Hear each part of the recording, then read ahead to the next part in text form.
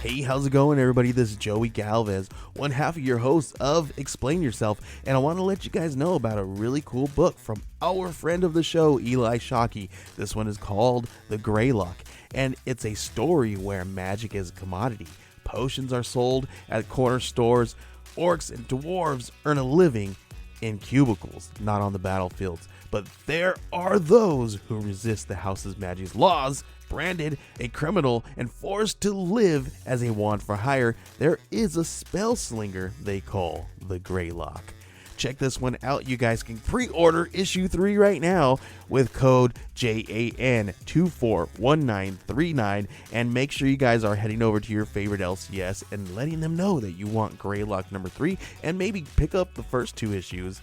You could do that at the Scout web store. So make sure you guys are grabbing the Greylock number 3, JAN241939 at previewsworld.com.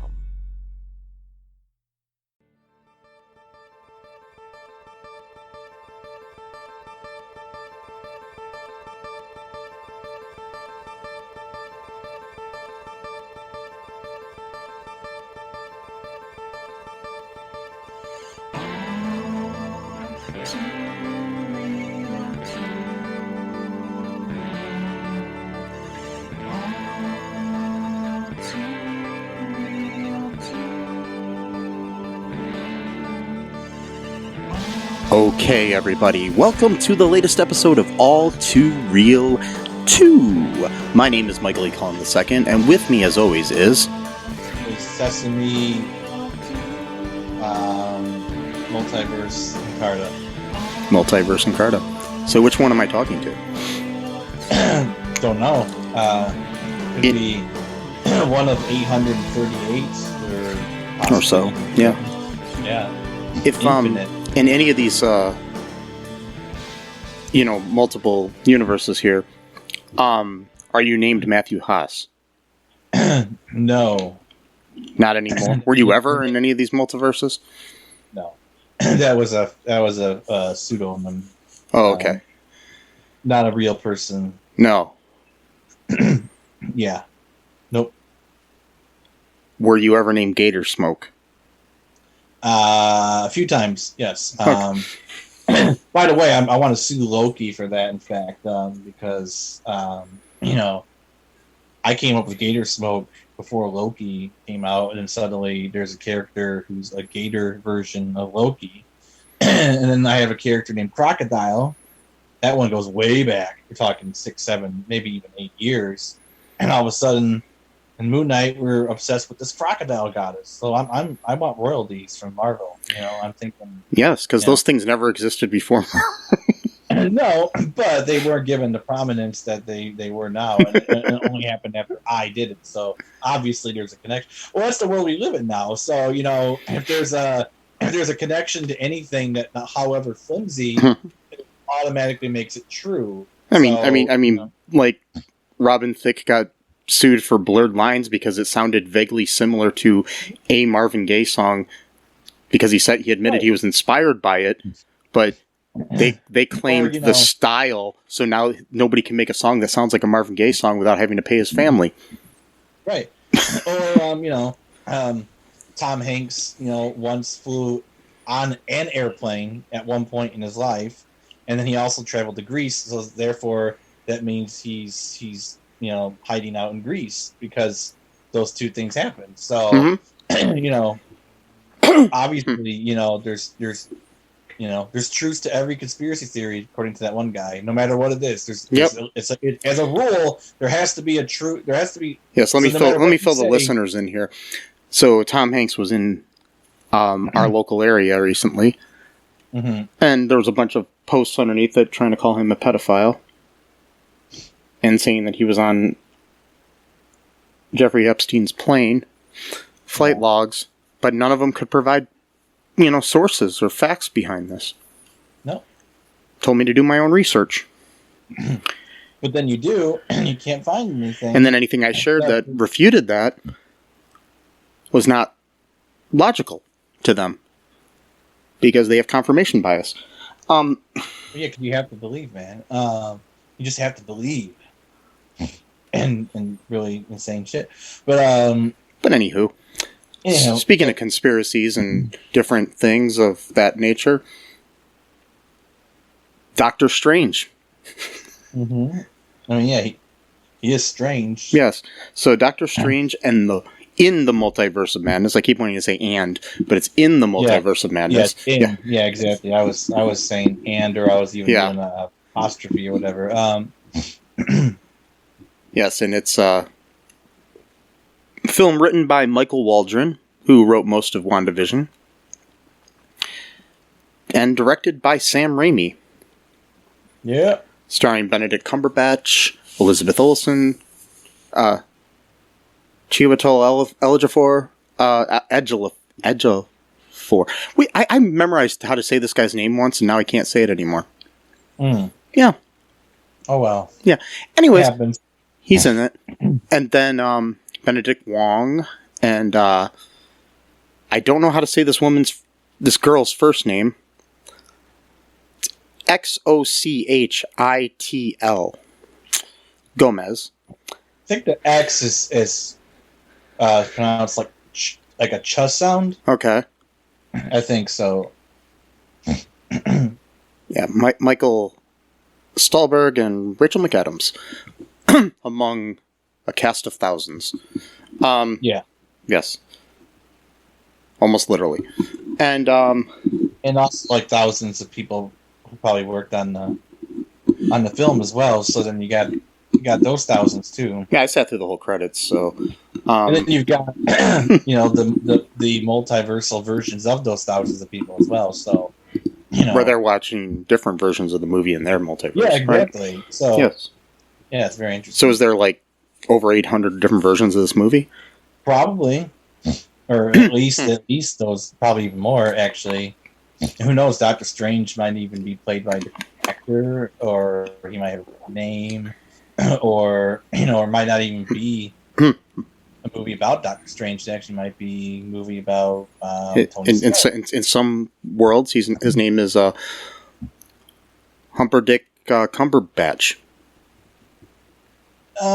Yeah, maybe. Or Humperdick Cucumber. I don't like that. The Humperdick. I don't like that name. It's I don't like that name. Or it's, some of them he's Benny Cum. I'm sorry, that sounded bad. Yeah, I don't like that.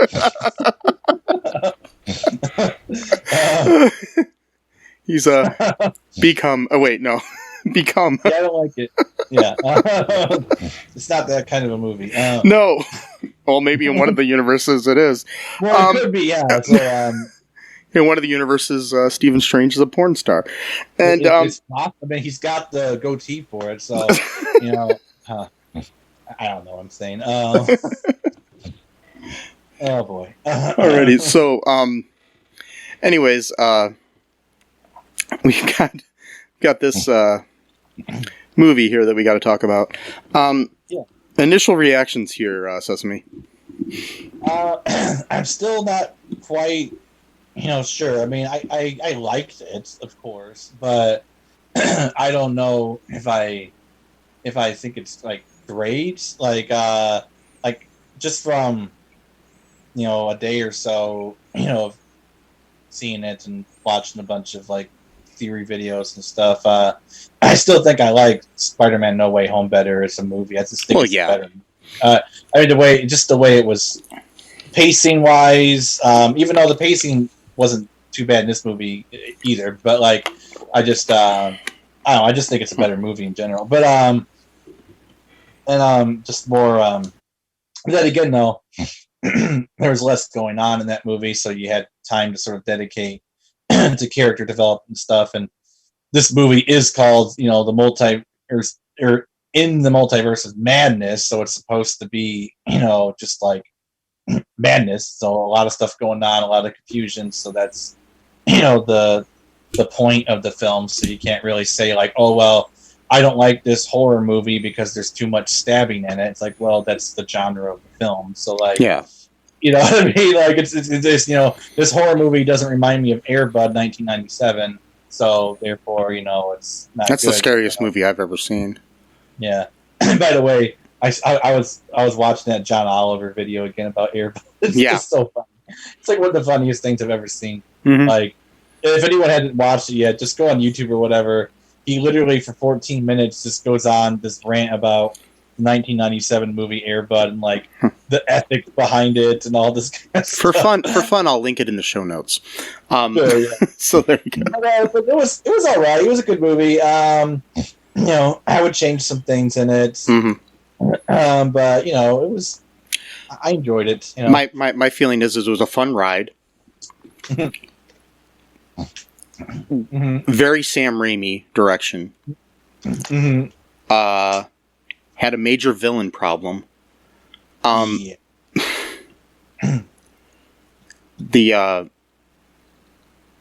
acting was great as normal. There was also it was choppily written, but then again, Michael Waldron was brought in to do rewrites for the whole script. So there was already a story going on, and he added his touch to it.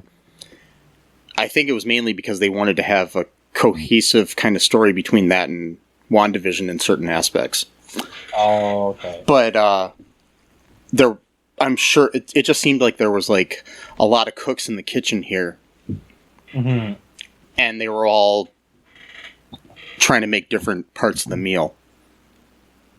You know what I mean? Yeah. That happens. Too many cooks in the kitchen, or Yeah. not a cohesive, message or whatever. I mean, you've got. I mean, I don't know anything about wine, but you've got some good wine here, but you just don't have the right food to pair with it sometimes. Yeah, sometimes. Yeah. Yeah. But yeah. Yeah. But I will tell you this. I mean, but it sounds like I'm being completely negative, but I actually did really enjoy the film and kind of want to see it again. So yeah, I mean, I'd probably watch it again if I can do it. Yeah, I'm not gonna. I mean, if somebody wants to pay for me to go to the theater and see it, let me know. Yeah. We'll go see it again. Yeah, donate to the Patreon, and then maybe we'll review it again, see if we change. Still feel the same way. Yeah, well, maybe. I mean, I did that for a few movies, and I sort of looked at it a little bit differently. So there's a lot of movies from time to time I'll revisit them years later, and I'll be like, oh, that's why this movie's good. Yeah, or just because you changed a little bit. Yeah, and, stuff like that. I wasn't old enough to watch the movie when it came out or something. Right. Yeah. Mentally, not necessarily physically or age-wise, but yeah. So, alrighty.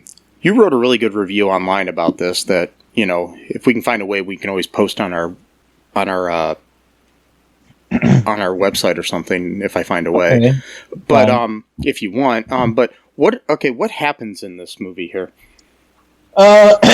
So we really start off just immediately with a lot of stuff going on. So there's a variant of there's Doctor Strange with a little bit different haircut, and he's running with this girl away from a demon or some kind of creature. He's trying to steal some power from her. We don't really know yet what the power is, and eventually they're also trying to find this sort of book that it's kind of it's surrounded by light, so it kind of looks like the DarkHold, but a more pure version of it. Basically, is what it kind of looks like. So it's probably, presumably, some kind of other book of magic, or whatever, like the DarkHold is, that we saw, in WandaVision, and eventually, a demon, catches up with them or whatever, and then Doctor Strange decides to steal her power to get to the book, but the whole point of the scene was to stop the demon from stealing her powers. Already we got some contradictions going on in the movie, but no matter. We'll get to that later. But and then the demon stabs him through the chest or whatever, and then I guess he felt guilty for trying to steal her power, so then he uses his remaining power to try to save her. But then she gets really scared, and she ends up jumping into basically a portal or whatever, and the body of Doctor Strange gets sucked in with her, and then suddenly we see, Doctor Strange or Steven, waking up in a startle. Turns out the whole thing was a nightmare. Or was it? And then he gets dressed. What that? Said dum bum bum. Yeah, dun, dun, dun. So he gets dressed, and turns out he's going to Christine's wedding, to support her. And it's revealed that people pretty much know that he's like a superhero. Like it's not like a secret kind. Because for a while, I was really never sure if people even knew who Doctor Strange was, like publicly. Like, I mean, I knew that the other Avengers knew. Well, I'm not sure if he was ever an Avenger, really, but like I knew that the other superheroes knew him, but I wasn't really quite sure if like the public knew him. It seemed like he kind of if he was more of a behind the scenes sort of guy, or if he wasn't like out there like the Hulk or Captain America or something. Right. So I was I mean, they never stated outright, but I was under the impression that no one knew who he was. But it was revealed that they did because the doctor that used to works in the hospital that Steven used to work at, he sits next. Well, a lot of people they start sitting away from him. Actually, like they don't want like he's like a pariah, I guess, to them. Like they don't want to. Well, yeah, they blame him for his choice when it came to Thanos because they might not have had the 5-year blip if it wasn't for him. So they knew that, which is weird. Like how are people knowing like the full history? Like did someone write a book about it? Like we don't even know how this. Well, we already know there's a Broadway musical about the first Avengers movie. Right. So yeah, but I don't know if they knew all the details either. But like, so maybe there was a. There might be like a mini series on HBO Max about it or something, or Disney Plus for this matter, whatever. I'm just saying. Maybe it's in a different universe where they have this. But yeah, so like in the doctor, I forgot his name, but he basically like asks Steven like was it really absolutely necessary that he had to do that? And he's like, yes, there was no other way. And so the guy's like, okay, whatever. And then he watches Christine walk down the aisle. He gets all sad, starts drinking a bunch at the bar, talks to Christine, does the whole, I'm sorry that I ruined things between us. By the way, guys, or gals, don't do that at a wedding. No, nobody wants to hear that, even not at a wedding. That's their day. Don't make it about you. Like, just don't. Also, don't go on Facebook and then just start, messaging your ex and do that too. Yeah. Just don't do that. But that's what Steven does. That's what he does. He's kind of selfish in that way. So, he's like, oh, I'm sorry that we couldn't work it out and it was my fault, blah, blah, blah, blah, and all this kind of stuff. And then, all of a sudden, we hear a bunch of screaming. People are running away from something, some weird tentacle monster with one big eye, which I think we saw this monster in the first Doctor Strange movie at one point for like I don't know for how long, but like I don't know. It's been years since I've seen the first Doctor Strange. Either that or maybe in the episode of What If. But I think we saw a monster like that in the Captain Carter, the very first episode of What If, I think. And so this weird tentacle thing. Also, not to like point fingers here, but it kind of reminded me of the monster in the Suicide Squad, like the one. Yeah, me too. Hiding. I mean, it was kind of like they're piggybacking on that. So not get all whatever, but I was like, that seems interesting. But anyway, but this creature exists in the Marvel universe, the comics, so whatever, it's fine. And so they gets into some big fight. Eventually, he sees the girl that was in his dream, and he's like, "Wait a minute! I had a dream last night where I was with this girl and I tried to kill her, while at the same time I was trying to prevent the demon from killing her." But again, no matter, we don't need to get into consistency here. But and then so she's like, "Oh, the thing's trying to kill me. It's been following me or whatever."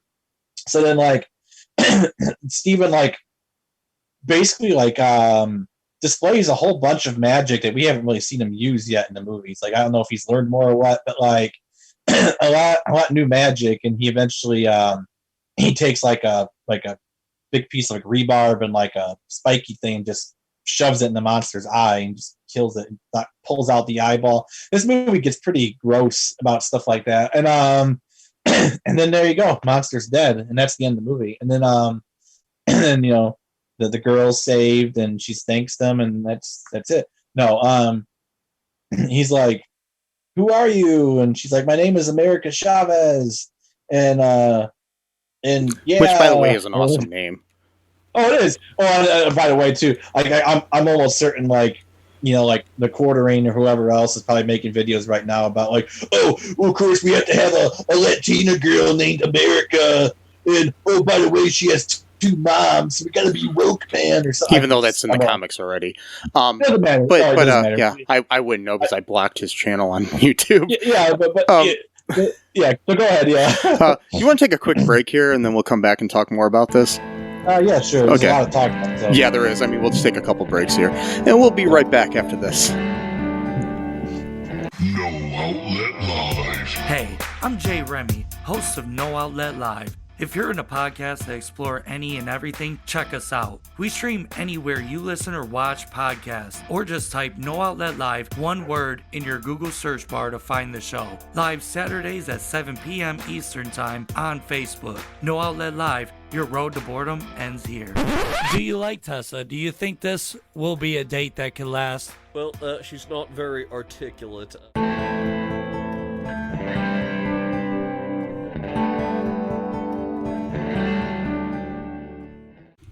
And we are back. Yeah.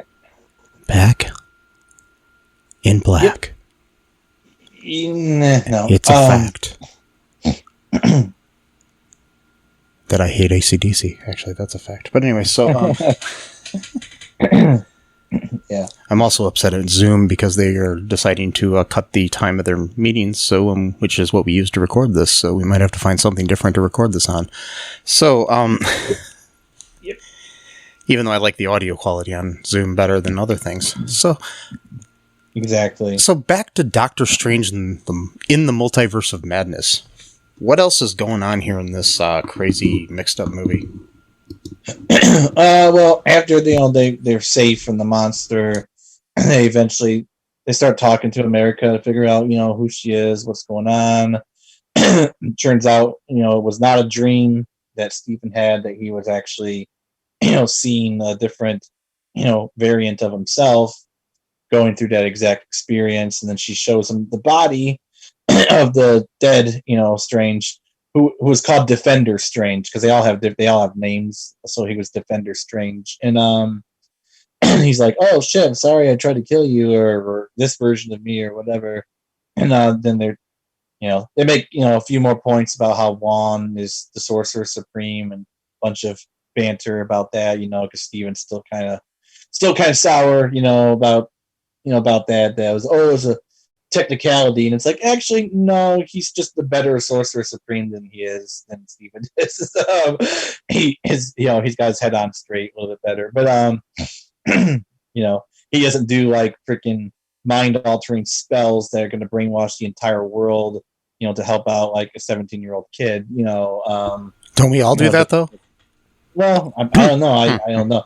But so he's like, oh, well, I know we could ask for help. And then he goes to meet Wanda at like her cabin or whatever she was living in.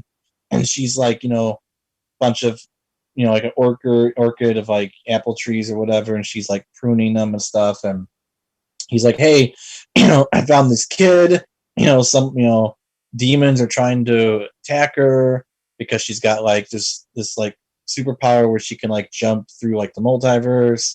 Like, what do you know about the multiverse? And she's like, well, Viz told me a little bit about it, and he believed in it, and we don't really know much about it. And and he's like, I know that you hear talk about Westview, and he's like, no, I don't really care about what happened in Westview. That's in the past. This is more important. And then she's like, well, like, I don't know what you expect, if you bring America here. And then she's like, oops, you didn't say her name, did you? And he's like, no. And then she's like, oh, the hex is always easier than lying or whatever. And then she like, reveals that like they're just basically in like this wasteland now. Like she was just put this whole spell to make it look like, it's like a regular looking land. Now it's just like a like a hellscape type of thing from all the dark magic that she's been practicing. And then like she immediately goes full villain. I mean immediately. It was like 30 seconds after this scene. Like it wasn't like there was literally no build up at all. Like with WandaVision, it was like, oh, does she know what she's doing? Is she being brainwashed by someone else? There was like a sort of build up effect. Like, oh, I guess she sort of knows what she's doing. She's actually kind of controlling these people. Now it was like, oh, I'm pruning trees, and then 30 seconds later, it's like, I'm asking nicely to hand over America, or I'm going to destroy everything. It's like, whoa, I mean, I hate to be general here, but the metaphor here is because she's a Scarlet Witch, and it's kind of like when someone's on their period. Oh, I'm sorry. Oh, I wouldn't do that. I was just joking. It popped in my head, and I had to say it. Wow. No, I wouldn't go that far, but she like just goes full villain. Like, oh, well, I need her power because I want to see my kids. Like every time she talked about her kids, I literally kept thinking of that scene in Arrested Development where this guy's like method acting, where he's like, I just want my kids back. Like that's like his line. Like every time she said that, like I'm just thinking of that guy. Like he's like a construction worker. Like I just want my kids back. It's funny that you say it. It always reminded me of the movie Gone Baby Gone, and the mother in there lost her daughter. Oh, it's played by Amy Ryan from The Office and Only Murders in the Building and other things. And she's just like, "Give me back my motherfucking daughter." Wow. That played in my head every time. It's like, give me back my motherfucking sons, is what I was thinking. I mean, well, that's the whole. See, that's the villain problem. That's literally her only motivation. That's it. And then she repeats this throughout the entire movie. And it's like, okay, we understand why you're evil now. You don't need to keep repeating your. I mean, like we get it. Like you don't see that in other movies where like they usually reveal their big plan, and then like it'll be like Thanos constantly talking about like we need to destroy half the universe. I mean, even evil people in the real world don't say the evil thing out loud. Usually, their motivation out loud. Even if they do, it's like a big reveal, and then that's it. They don't keep talking about throughout the entire movie. Like if Thanos, like every other scene, he's like, "We gotta erase half the universe because there's not enough resources." And like, yeah, you just said that 10 minutes ago. Like you're giving the speech again. Like what? It also just didn't seem like. I mean, maybe it's because I'm not a parent, but I mean, I do have family members I love dearly, and I would be pissed if they were not in my life. It just doesn't seem like the only motivation that would cause her to become this evil. Because people lose kids every day, and they don't try to take over the multiverse. Right, exactly. And it's too, they're not even her kids. So it's like she dreams of Billy and Tommy every single night, which again, no, that might not even actually be a dream, because since, Steven had that quote dream of Defender Strange, that actually was not a dream. He was actually experiencing a variant of himself in the dream world. So yeah, she actually might not be dreaming of this happening. She might just be experiencing another variant of Wanda doing that exact thing. So by this theory, the dream I had the other night where I was climbing up a mountain in a car with Will Smith, and then all of a sudden it became a roller coaster. Is that really happening in some other world? Well, according to this movie, it is, because they said the same thing about Wong, where he's like, if he's running away from a clown or something like that. And that reminds me. So there's actually a real cult out there. I don't know if they're still around, but they were like around like in the 60s, 70s, maybe. I forgot I think they're called like star people, which is interesting because the shape of the America's portals that she jumps through are actually shaped like a star. So it's very interesting. I wonder if there's any symbolism there. I always thought it was just because her name's America. Well, it probably is, but I'm just saying it's a coincidence. So like there's a cult out there back in the 60s, and it was formed by like this former failed actress who never really made it or whatever. So then she became a cult leader, like you do. And and it was like called like the Star People, or I forgot, something like that. And like they had these really bizarre beliefs where one of them was that anything that a person could imagine actually already happened somewhere in like the universe. Like, so there's no such thing as imagination. It's just a memory of something that already happened, either in your own like past life, or maybe like a different variant of yourself, or maybe it's like a collective mind type of situation where you're having someone else's memory, but you think you're imagining it. And like, it's like one of the followers said, like, it's absolutely real. Like Star Wars absolutely happened. And like, he actually believed that. He was like a 50-year-old man. He believed that Star Wars was real. But anyway, are you telling me it's not?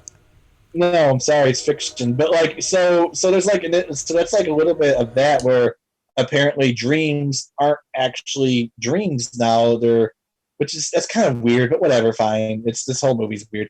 So like, I forgot what I was saying, but she's like, oh, I dream of them every night and blah, blah, blah, blah. And they actually do exist in the multiverse because I've seen them. And like, so her plan, so like, she pretty much lays out her plan like right away. So again, another bad villain move right there, where everything's just laid out immediately. Yeah, so it's like let's tie James Bond down to a table and then tell him exactly what we're planning to do within like the first 15-20 minutes of the movie. Yeah. And it was probably around 20-30 minutes into it. So like, and this movie actually had a good runtime, because to be honest, 3-hour-long Marvel movies are getting a little bit much for me. Like 2-hour movies, fine. I don't need it to be 17 hours. Like it's okay. Like, we don't need every little detail to be covered, like type. So that was fine. And that was one of the things I liked about the movie, is the fact that it wasn't too long for me. But so she's like, oh, so my plan is I'm gonna go kill a child.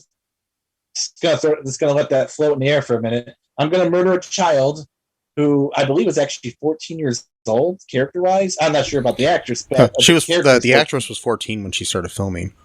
Oh, okay. So maybe she's currently 16. So in the movie, she's probably about 14 or 15. So yeah.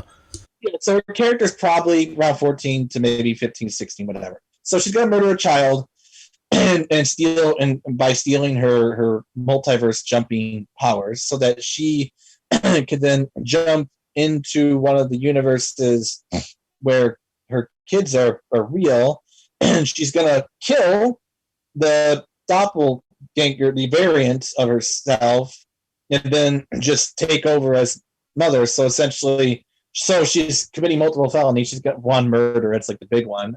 Also murder of a child that probably incurs more of a prison sentence. And kidnapping.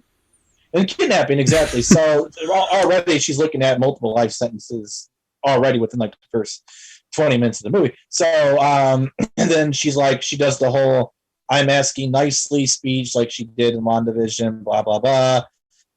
This is me being reasonable, etc., etc., etc. Steven's like, oh, well, if you want to fight, you're going to get it, type of thing, and then she goes and storms Taj and kills a bunch of people, there. So that's more murders on under her belt, more prison time. And which that's the other thing about these superhero movies. Why is it that superheroes or anyone with superpowers rather are not punished for crimes that any other person would be punished for? Like, and it's not just Marvel, like DC does the same thing, where it's like people have literally like murdered, they've killed people, but they don't go to like superhero jail or anything. Well, they did have the Sokovia Accords. What's that? The Sokovia Accords. I mean, like in Ant-Man 2, Ant-Man and the Wasp, Scott was basically under house arrest. Yeah, but that was it though, and he didn't kill anybody, so. No, he didn't. That's the rule. See, if you don't kill someone, you go to jail, but if you do, it's fine. Because that's the Well, it's world like the we real live in. world, you know, you can kill somebody and Yeah. and you're fine, but if you have like a small bag of weed in your car, you're probably going to go to jail for life. Yeah. Depending on what state you live in, yeah. Yeah. So she kills a bunch of people, burns them alive, gruesome, brutal. That's the other thing too. So like, she's like so evil that like she's not just killing people in service to her goals. Like she's intentionally being brutal and cruel about it. So it's like, why? Like we get it. Like you want your kids, but like, and you're willing to kill for your kids, but like, so by that logic, that's like if I had children, which I don't, and I'm like, I'll do whatever it takes to get my kids back, even if it means killing someone. So if I had the choice between like, all right, well, I'm just gonna go like shoot this person in the head, and just without them even knowing about it, or I'm gonna like dismember all of their limbs, like I'm gonna go dismember. Like, why would you go that route? Like, you know what I mean? Like, it's just weird. And on top of that, they're not her kids. Exactly, that's the thing. So even if we even accept the argument, which I don't, it still falls away, just falls apart. Yeah, just from that aspect alone. And my thing is too, she's still a young woman. She could go and I know she doesn't have vision anymore or whatever. She could go adopt kids. Exactly.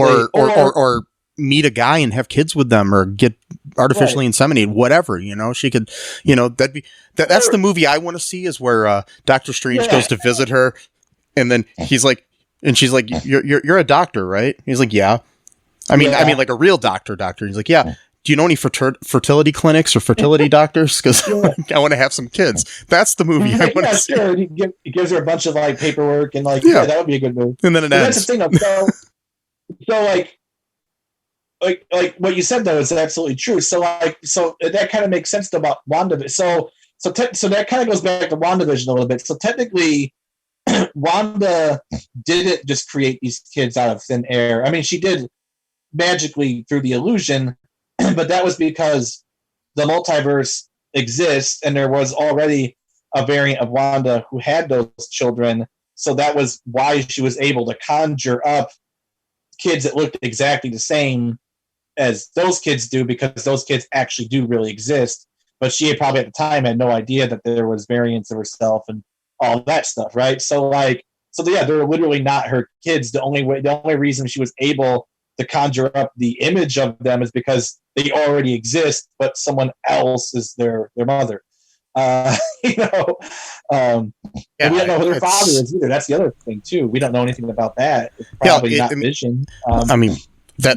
That would have been interesting to see who the freaking father was in these other. We don't know. So that was the thing that was left. Anyway, so I'm kind of rambling. I'm talking too much here. What else happened? Okay, so all right. What part did we get up to before we started going off on this? It was about where they she attacked Camartage. Yeah, okay, so she attacks the Camartage, and killing many sorcerers, and then during this, because she's scared, America accidentally transports herself to and Strange, because he's going after her to save her, and across the multiverse, and they end up in they go through a bunch of different multiverses, and you see some really cool ones and creepy and crazy ones. And they end up in Earth 838, which while this is happening, Wong is trying to, Wong is kind of like being held hostage by Maximoff. After she was able to, they had her captured for a minute, and then for some reason she was able to let herself out through reflections, escaping through the reflections, like a portal sort of thing. Yeah. Which was kind of cool, because you had this cool scene where she kind of comes out of the mirror all like, I don't know, the girl from the Ring sort of way or something, it's kind of interesting. Yeah, it was pretty cool.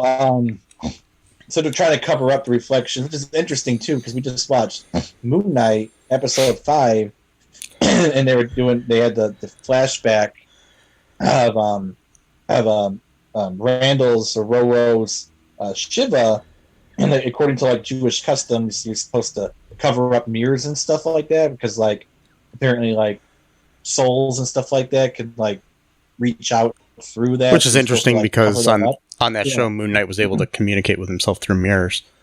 Right. So that's very interesting. I don't know if that was intentional Probably. or not, but that was, Yeah. yeah, probably. Yeah. So, while this is happening, we find out that there's a way that you can do this thing called dream walking using the DarkHold, where you can dream walk into. So basically, you're going into your dream and being able to take over the body of somebody in another universe. So she's able to go into her own body in Earth 838. Who's living a suburban life with her own Billy and Tommy, her sons. Which is interesting, again, because who's their daddy? Right. Exactly. Do we need to get Maury Povich on this or what? It'd be really interesting. What's I that? just thought about this. Well, later on, I don't want to. Never mind. We'll talk about it later. Talk when you get to it. Okay. Yeah. So, we find out that there's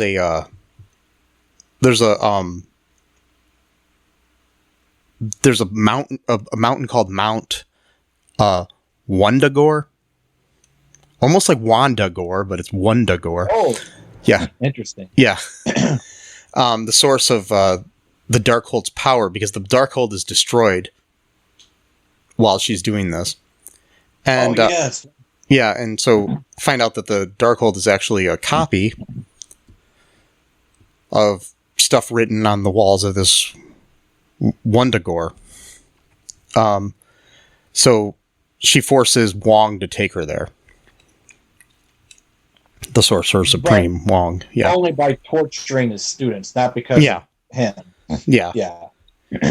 One of his students tries to stop her and she dies and stuff like that too. So yeah. But I just wanted to make that no, he wasn't being a coward, it was because he was torturing students, yeah. Yeah. So while this is happening, Strange and Chavez are on their Earth where they run into Mordo at the what's the place that he lives called? The Sanctum Sanctorum? Yeah, that's it. Yeah.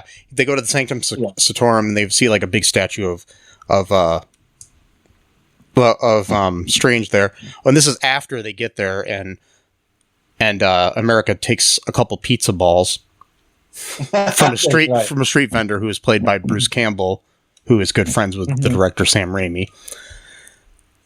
And Strange puts a little curse on him where he has where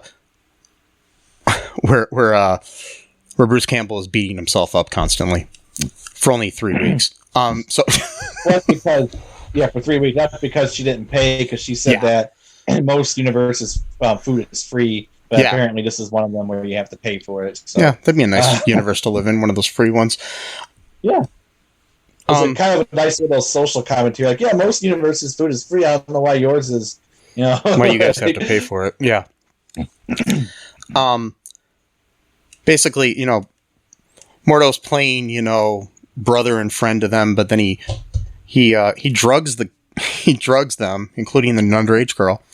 I wrote that in my review. I'm like, hold on, let's let that float in the air for a moment before you talk about it.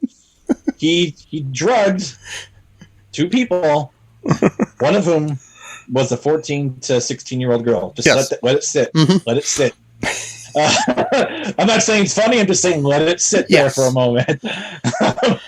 This is the kind of person we're dealing with here. So that they're brought to this place where we encounter that version of Strange's ex-fiancée Christine Palmer, who has red hair in this universe for some reason. Oh, I didn't even notice that. Yeah, she had red hair. Oh, okay. Because like in the 616 universe, which is the Prime universe that we watch all the time, She has, she's a brunette, but here she's a redhead for some reason. Okay. Yeah, and then they're taken to brought before this group of people. Well, he is, I should say. After being arrested by Mordo, who drugged a teenager. I'm going to say that again. He drugged a teenager. So the this is the kind of person we're dealing with here. Yeah. He did have cool dreads, though. Anyway, so I'm just not going to let that slide. I don't want to keep hampering on it, yeah. But dude. Like, did they just not think of that when they wrote that, or because it wasn't like meant. It wasn't played for like oh, it's a really serious thing he did. So I don't even know if they even thought the implications of this. Probably not because it wasn't just her he was doing it to. So it was kind of so that wasn't the key moment of the scene. Anyways, so they take him to this group of judges that are called the Illuminati. Which is a secret society consisting of, we get Mordo, of course, who we already met, and we learn his first name is Carl. He has cool dreads, though, but he did drug a teenager. Anyway, so sounds like something somebody named Carl would do. I can't say that. My best friend growing up was named Carl. But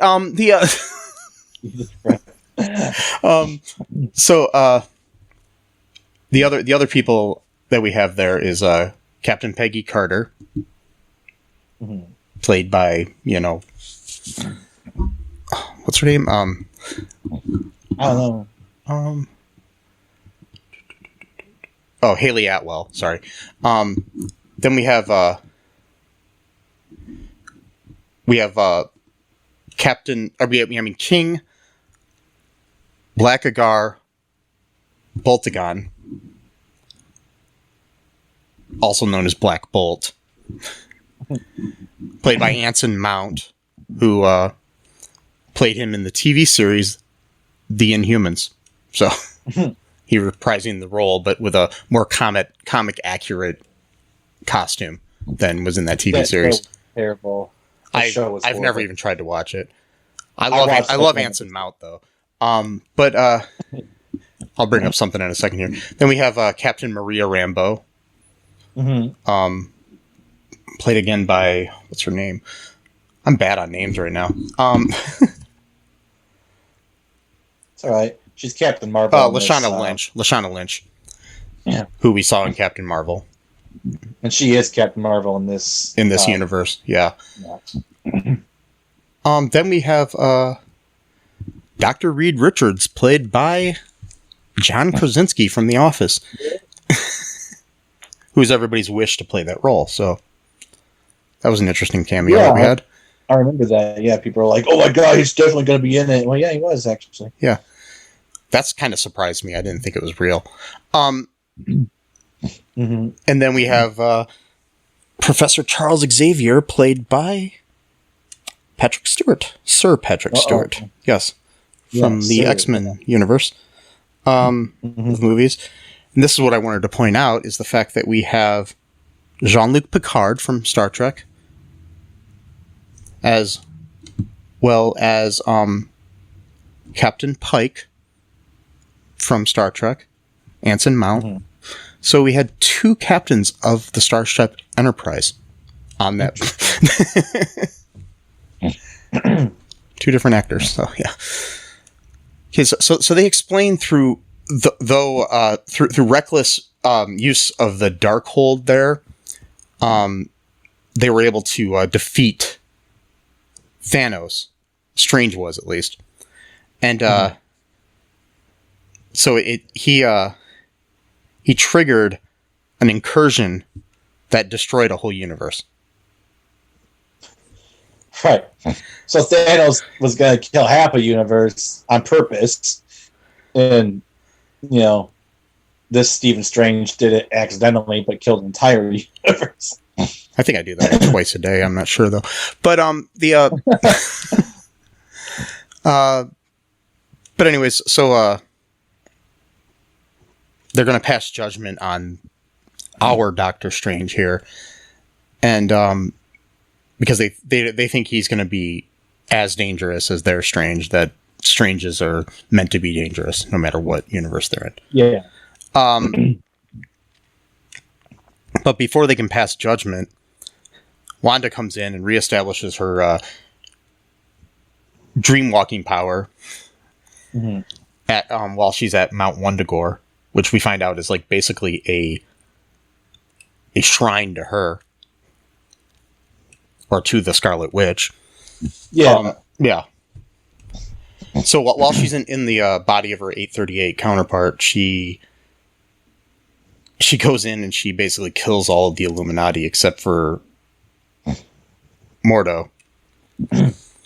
Yeah, because he but never. Mordo was looking for more sedatives, to use. So like he was off. He was off being chicken shit and not actually taking on Wanda at the time too. Yeah. Well, I don't even know what. Yeah, who knows what happens to him? We don't even know actually. I mean, a guy in a fucking wheelchair went and took her on, but he couldn't. Well, I don't even know if he even knew what was going on. At the I time. know he probably didn't. I'm just trying to. So she murders all of the Illuminati that we just met like 10 minutes ago, maybe 15, and brutally again. It's like why do you have to kill people in such an extreme? That's what gets me about her being a villain right now. It's like, okay, you have to kill to get your way. I mean, that's bad enough, but like, why? Like the way she killed Reed Richards was just disgusting. Like, why? Like, because of Sam Raimi directing, and he's known for making things gross, like the Evil Dead movies and stuff. Fine, but I mean, character-wise, not whether. Yeah, I know he likes that, but like, it just seems out of character for her, really. Like, because like how bad she felt when she accidentally destroyed that building and was it Laos? Yeah, in Civil War, and how much guilt ridden she was about that. And that was an accident. She was trying to stop like a guy from killing a bunch of people or whatever. And then we go from that Wanda to like, I'm just gonna like literally stretch Reed Richards to the point where he just becomes like a puddle of like nothingness. Like, like, and then she cut Captain Carter in half. Sorry, I'm not trying to ruin. You go ahead. I don't mean to speak. Oh no, go ahead. That's fine. Actually, do you want to take a quick break here, and then we'll come back and talk about the rest of the movie? Yeah. Okay, we'll be right back, folks. No Outlet Live. Hey, I'm Jay Remy, host of No Outlet Live. If you're in a podcast that explore any and everything, check us out. We stream anywhere you listen or watch podcasts, or just type No Outlet Live, one word, in your Google search bar to find the show. Live Saturdays at 7 p.m. Eastern Time on Facebook. No Outlet Live, your road to boredom ends here. Do you like Tessa? Do you think this will be a date that can last? Well, she's not very articulate.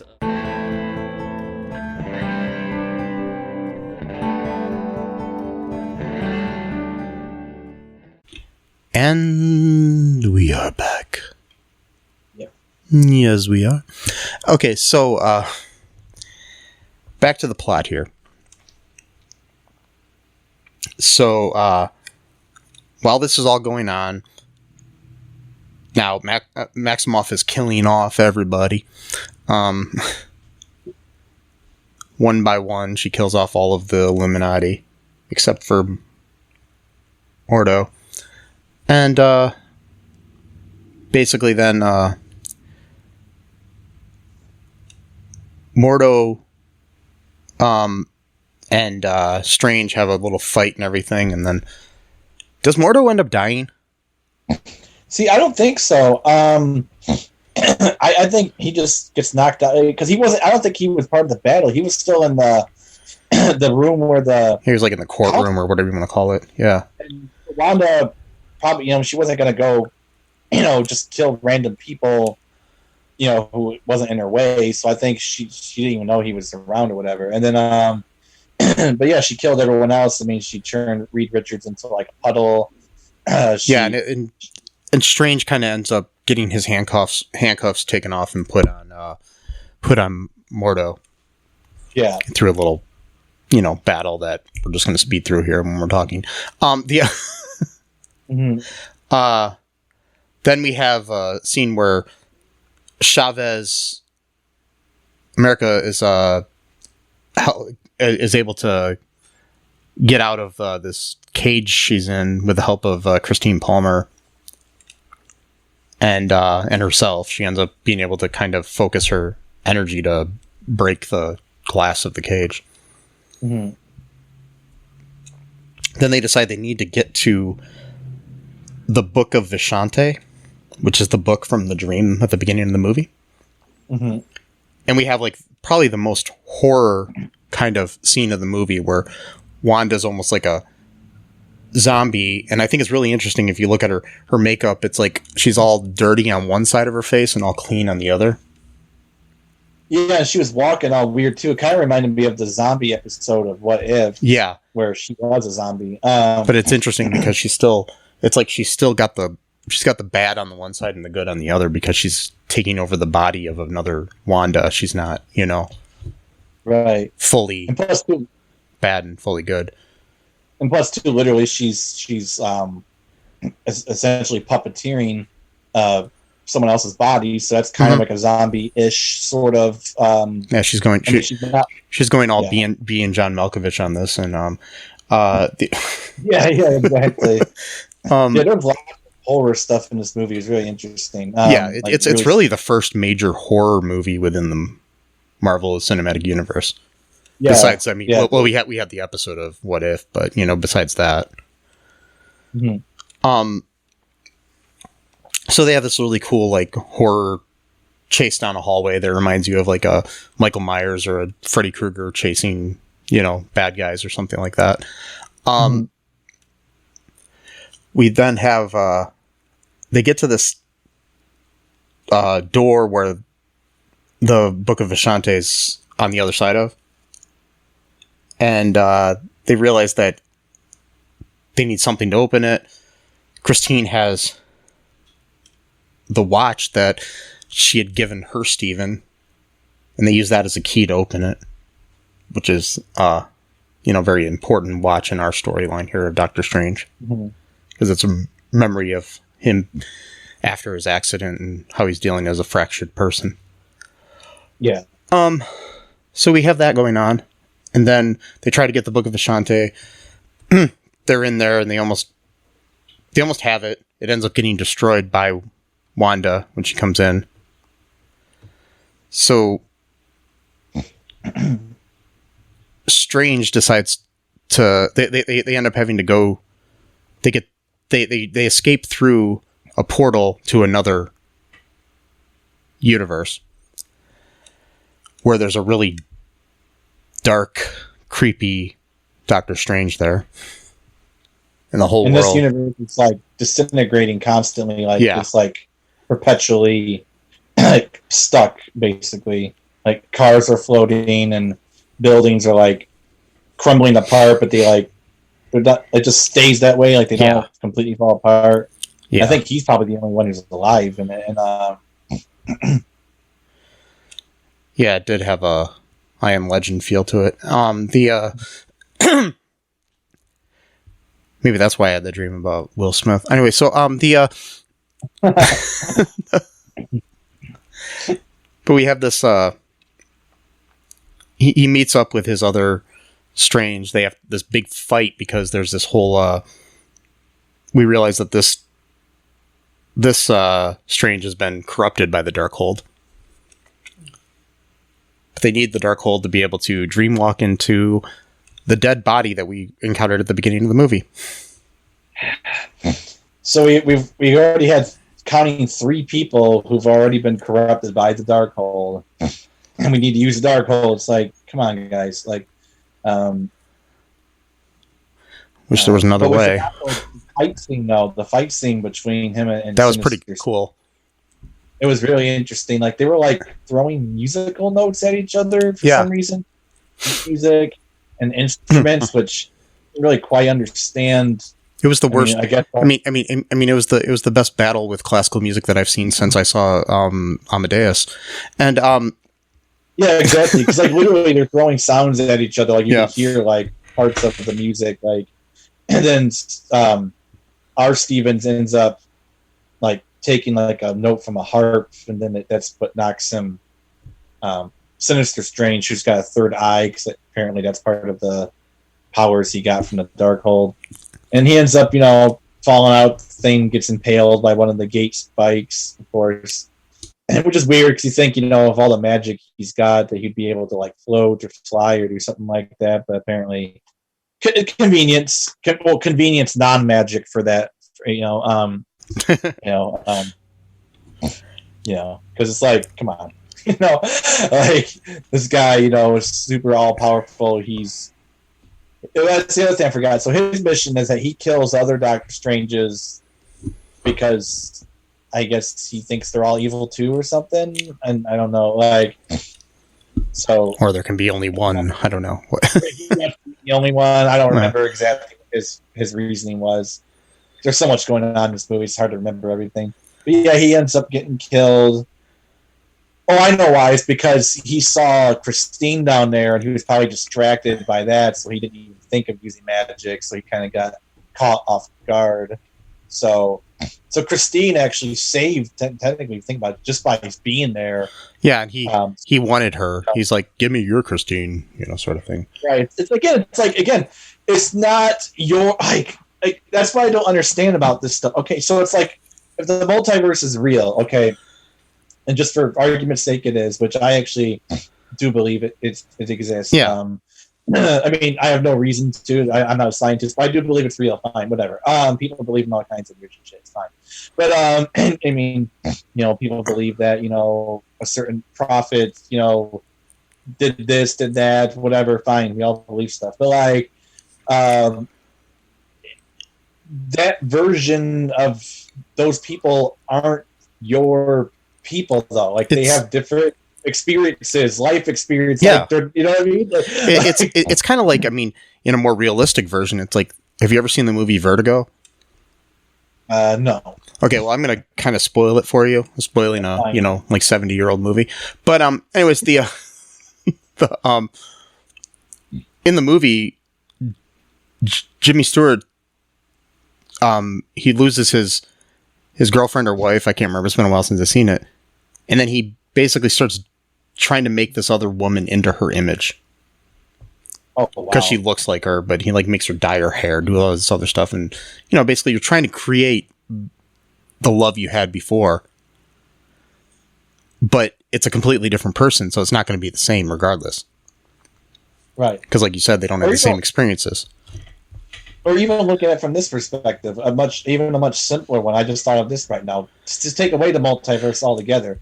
Let's say that you were in love with someone, or you had a best friend or whatever, and then that person had a identical twin. Yeah. Well, so by that logic, it's really no difference, actually. If anything, it's actually the multiversal thing is actually more of a difference than the twin sibling, actually, because when you're twins, technically you kind of grow up together, you have similar experiences, you might have similar, there's sort of like theories that twins sort of have like a sort of like sense where they can like sense each other's pain or whatever. So if anything, the multiverse thing actually makes less sense than the twin thing. But fine, we'll just set that aside. And so it's like, oh well, I lost my girlfriend, or she died, or whatever. So therefore, I'm gonna just like go out with her twin sister and just like assume that she's like the same person. Like yeah, but you didn't have the same experiences together, and everything's different. And it's not the same as having the same kids or the same wife or boyfriend or whatever. But anyways, back to go ahead. Go ahead. Well, it reminded me of something. So my 7th grade world history teacher, I don't know why I'm even thinking of this. He was he got married and stuff, but his wife had a twin sister, and he said at one point in time he was actually dating both of them. I'm like, Jesus Christ, dude! Wow. And it's like, one's not enough. Like, that's some Barney Stinson sort of stuff. Anyways, so But back to the movie here. So he goes into zombie Strange's body to fight off Wanda. He basically tries to, while he's there, Wong basically tells him that the only way that he can defeat her is if he steals America's power, which he doesn't do. And he ends up basically telling her that she has the ability to do it. She basically comes into her own, is able to use her powers and control them, but also uses logic and talking to Wanda, and then shows her, lets her experience what she wants, lets her go into a world where her kids and the kids are frightened to death of her. So yeah, exactly. So she realizes that what she wants is not right. And then I don't know. And then she ends up killing herself. Wanda does. Supposedly. Yeah, we don't know yet. But she lets the Wundagore, Mount Wundagore, fall on her. The magic trio here go back to